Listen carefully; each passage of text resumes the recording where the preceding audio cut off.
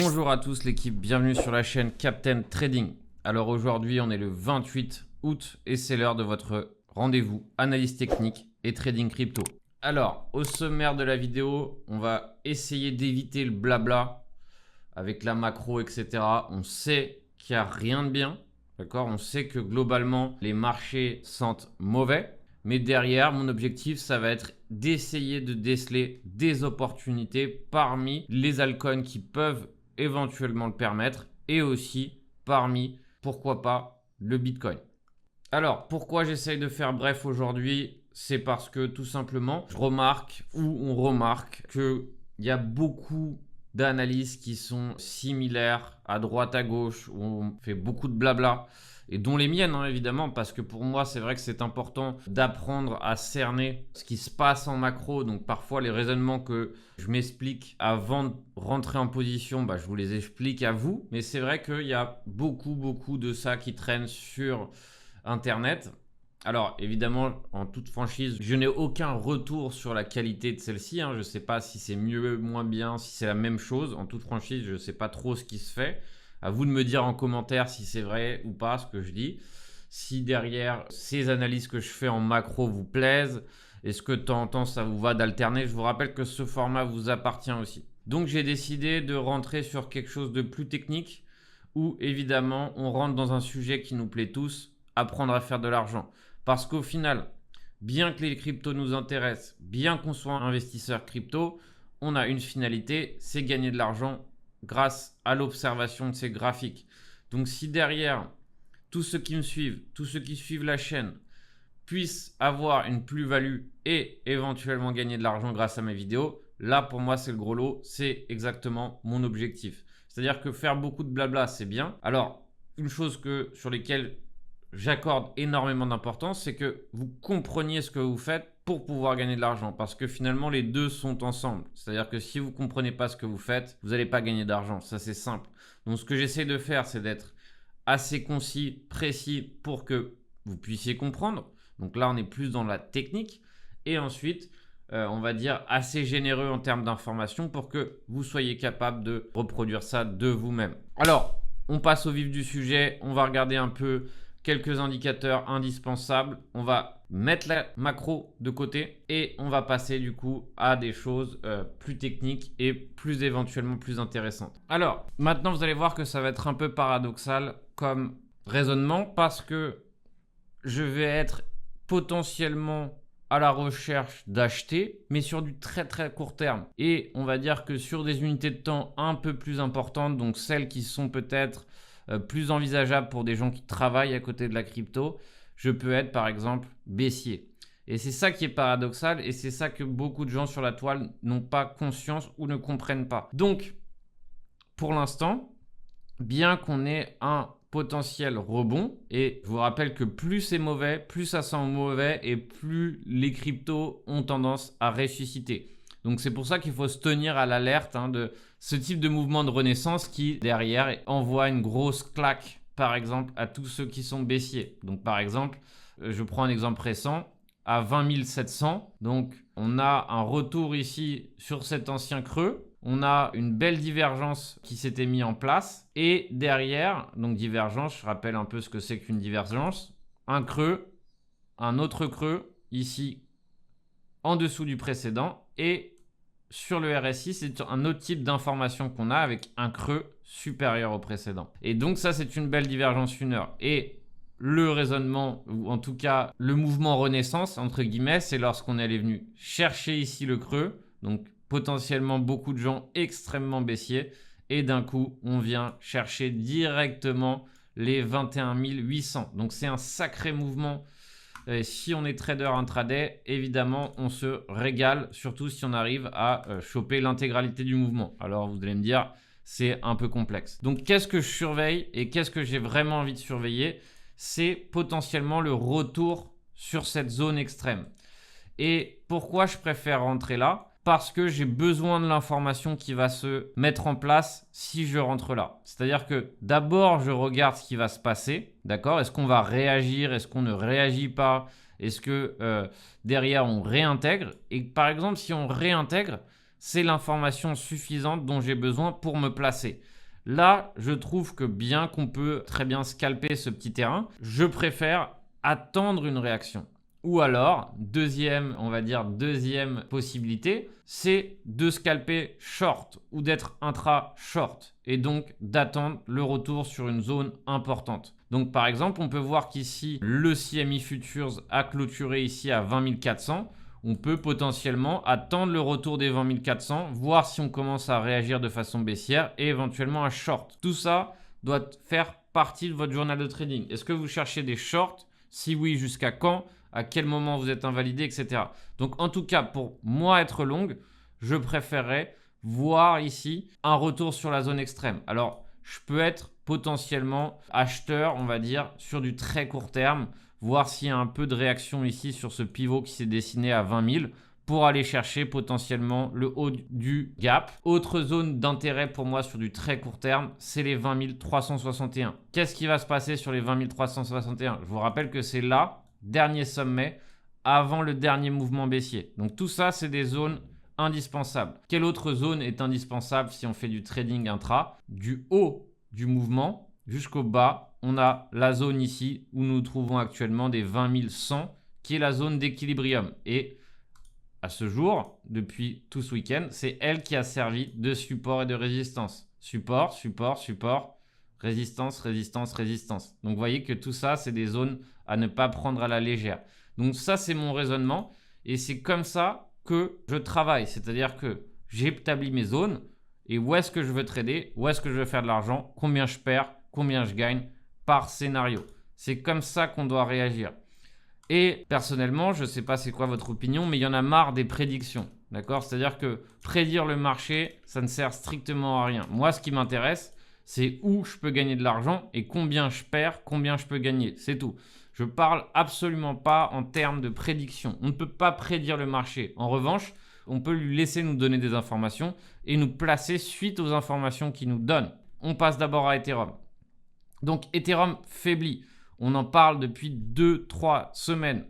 Et donc, qu'est-ce qu'on remarque? On remarque que c'est lui qui prime sur la chute. C'est lui qui chute beaucoup plus violemment en termes de pourcentage de baisse, alors que Bitcoin baisse, mais c'est bien plus faible. Et dans ces cas de volatilité, si on est all-in sur Ethereum et qu'on n'est pas couvert, on perd énormément en valeur sur notre portefeuille. D'ailleurs, le hedging et tout ce qui est la thématique de protection de capitaux sera dans la formation continue du Discord la semaine prochaine. Donc, pareil, si ces informations, si le hedging, si protéger vos capitaux fait partie de sujets qui vous intéressent, ça sera dans le Discord tout le mois prochain, plus un webinaire aussi. Donc pareil, profitez-en pour vous éduquer un maximum. Plus on s'éduque, plus on fait face confortablement au marché, bien qu'il y ait de la difficulté. Donc, derrière, on va s'intéresser à Ethereum. D'abord, ETH-BTC rapide. Donc, ETH-BTC, on en parle depuis que je suis rentré de vacances. Ici, on a eu le retournement. Retournement qui se fait sur une zone de résistance. Jusqu'à là, depuis 2 ans, cette zone sert de renversement. Renversement numéro 1, renversement numéro 2, renversement numéro 3, renversement numéro 4 et enfin numéro 5. Potentiellement, un jour, elle cédera. Et dans ces cas-là, très bien, on laissera tout simplement le marché céder et on pourra tout simplement rattraper. Mais en attendant qu'on est sous une résistance, on considère cela comme une zone de retournement. Donc, j'ai dessiné le premier scénario qui est possible. Encore une fois, il faut rester ouvert à tout type de possibilités. Et donc, ça serait un retour à la hausse, rechercher les 0,08 et soit buter dessus, ou soit démarrer un breakout. Et dans ces cas-là, Ethereum serait en train de surplomber Bitcoin. Et donc, incontestablement, il serait beaucoup plus intéressant d'avoir de l'Ethereum et généralement aussi les altcoins s'en porteraient très bien. Deuxième scénario qui est moins intéressant pour les détenteurs d'Ethereum. Un creux en dessous du précédent et début de retour dans le pattern. Et là, dans ces cas-là, ça serait assez fatal parce que Ethereum perdrait énormément face au BTC. Et dans ces cas-là, je peux vous assurer que ça va dump de l'Ethereum pour se placer sur du BTC. Pourquoi? Parce que les institutionnels, ceux qui ont un portefeuille bien rempli, ne vont pas accepter de potentiellement perdre autant en valeur. Donc, ils se réfugieront certainement sur du BTC. D'ailleurs, ici, jusqu'à preuve du contraire, les 0,056 restent une zone intéressante pour changer ses BTC en Ethereum. Pareil, un jour, potentiellement, on terminera sur cette zone. Mais pour l'instant, elle sert de support et le haut sert de résistance. Donc voilà à quoi on fait face.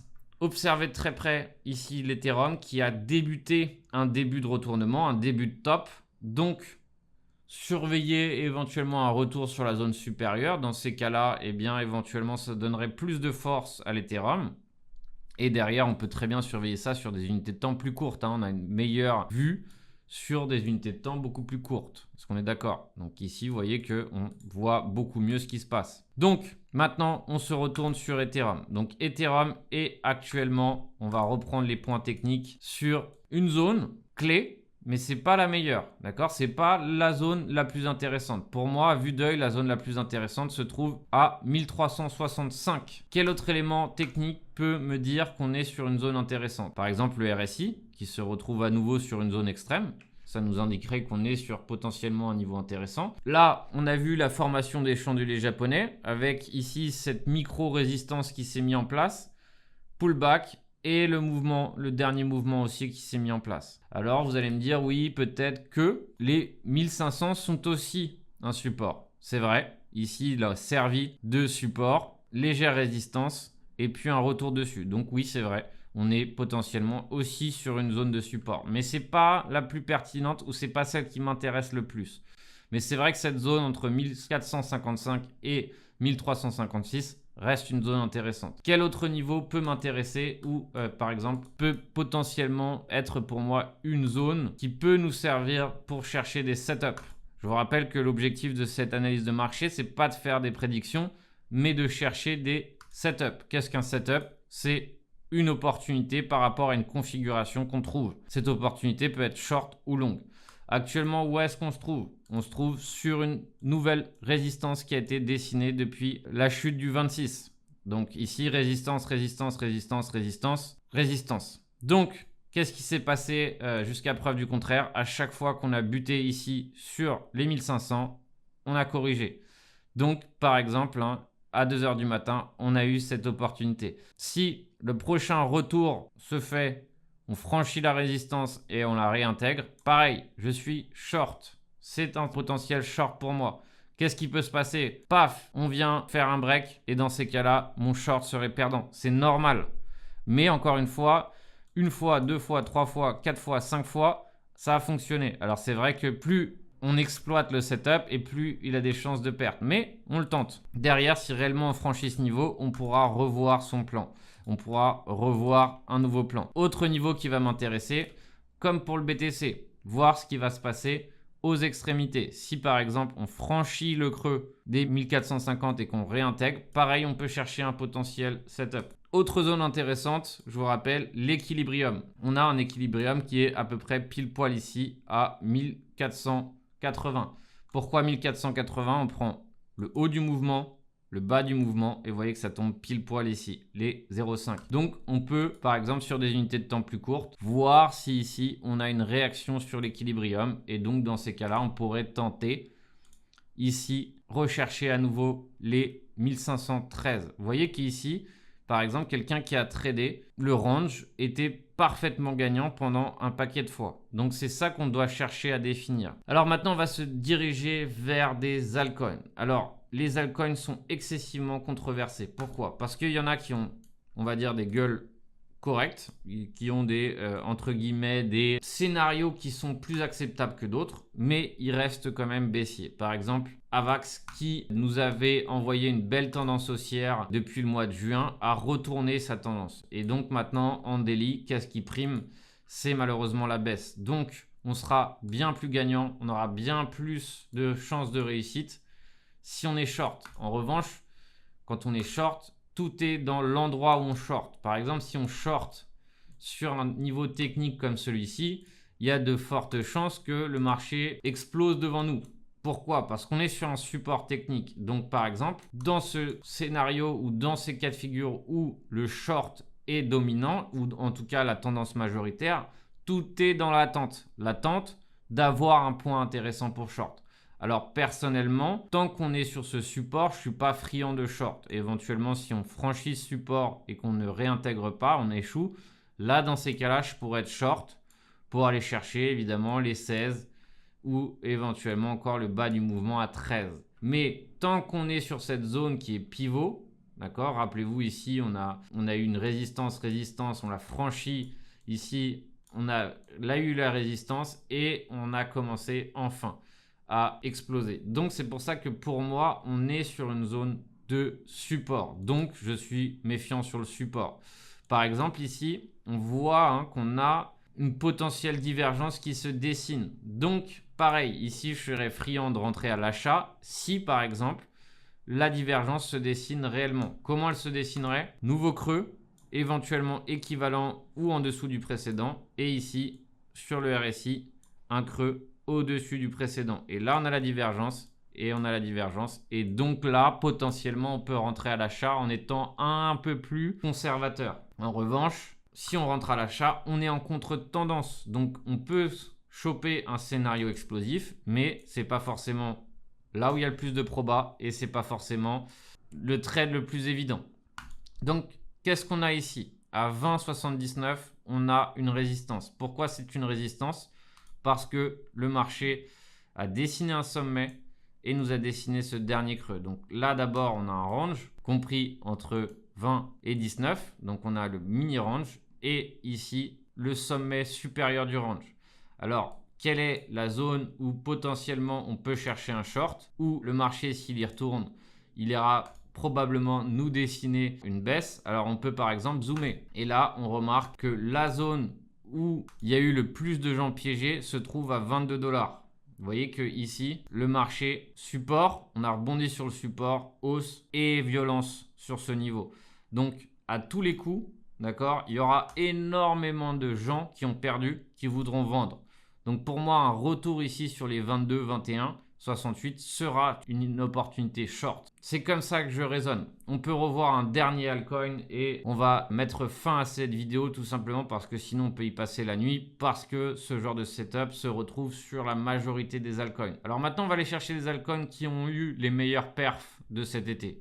Donc par exemple le LDO. LDO qui était l'opportunité de la semaine sur la newsletter, donc le format que j'envoie chaque lundi. Donc LDO nous a donné un superbe setup, donc énorme trade, donc forcément ça fait excessivement plaisir de rentrer des bons trades. Malheureusement c'est pas toujours et encore moins dans ce type de conditions de marché, mais c'est vrai que quand ça marche bien, ça fait extrêmement plaisir. Donc on va prendre le LDO, donc LDO qu'on retrouve sur la majorité des exchanges. Alors, vous voyez qu'ici, on allait chercher pile poil quasiment l'endroit où je voulais prendre mon TP ultime. Donc, parfait comme setup, ça fait excessivement plaisir. Donc, je pense que aussi les gens qui ont la newsletter ont pu en profiter. Maintenant, où est-ce qu'on se retrouve? On se retrouve avec malheureusement un creux en dessous du précédent. Donc là, en gros, on a vomi une grosse partie de ce mouvement haussier qui s'est fait sans précédent. Techniquement, d'après vous, quel est le lieu qui a, on va dire, le plus d'impact?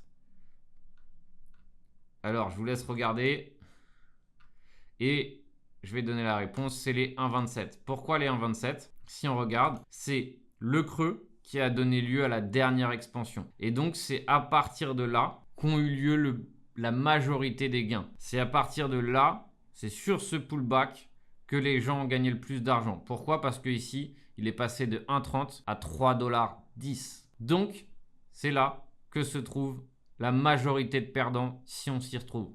Donc, si le marché, et potentiellement c'est ce qu'il va faire, je pense, va chercher ici, les stop loss vont se déclencher. Les liquidations aussi, les panic selling aussi. Et donc, c'est là qu'on aura une entrée intéressante moyen terme, entre guillemets. Donc, vous voyez qu'ici, c'était une résistance. On a eu le range, on allait chercher le bas du range et on a eu l'explosion. Donc, c'est une zone intéressante d'un point de vue swing ou d'un point de vue court, moyen terme. Peut-être qu'on ira direction, dans ces cas-là, pendant le mois de septembre, octobre. Et pourquoi pas, derrière, avoir une entrée swing intéressante. Donc, pour l'instant, on est potentiellement sur une divergence. Donc, c'est intéressant sur du court terme, la divergence. Elle marche plutôt bien, les divergences 4 heures. Alors, parfois, évidemment, c'est pas suffisant. Il faut un mouvement encore plus violent. Donc, c'est-à-dire qu'on a un faux début de divergence. Mais par exemple, vous voyez qu'ici, on a eu une divergence 4 heures et elle a bien fonctionné. C'est-à-dire qu'on a eu le creux en dessous du précédent.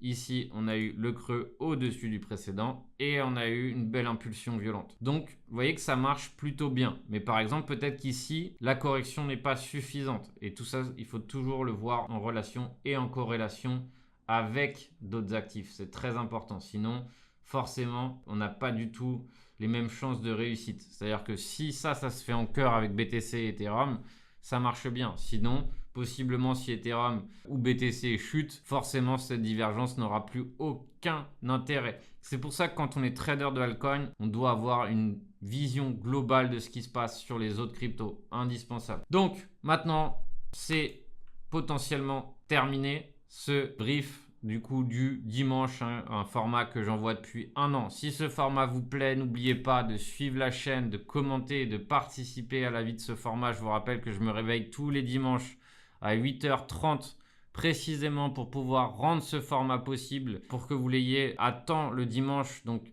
n'oubliez pas, forcément, le meilleur soutien, c'est de suivre la chaîne du Captain. Vous rendre sur le site de captain-trading.com si vous voulez un paquet de ressources entièrement gratuites. Et évidemment, aller plus loin, je peux aussi vous inviter à voir les formations en VOD ou tout simplement à rejoindre les élèves sur le Discord. En attendant, je vous souhaite un excellent trading à tous et on se retrouve très bientôt pour une nouvelle analyse de marché. Bon trading à tous.